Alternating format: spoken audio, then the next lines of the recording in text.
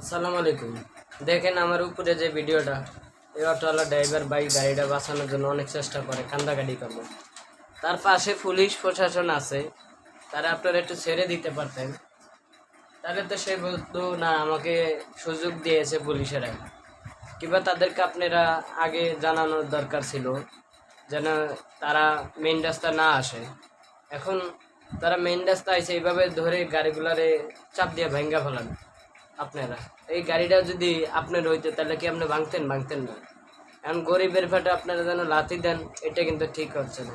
হে কিস্তি উড়িয়া গাড়ি কিনছে, এই গাড়ির টাকাটা সে কিভাবে শোধ করবে, কিস্তির টাকা। দেখেন অনেক কান্দা গাড়ি চিন্তা করতে আছে, তারা আপনি একবার সুযোগ দেন।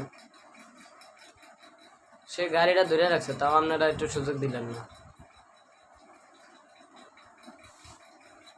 ভেঙে ফেলাইছেন গাড়িটা।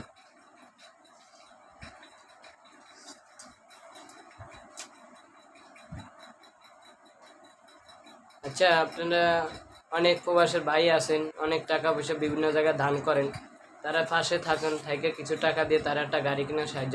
খুবই কষ্ট লাগে, এইভাবে তাকে একটু সাহায্য করার জন্য চেষ্টা করবেন সবাই।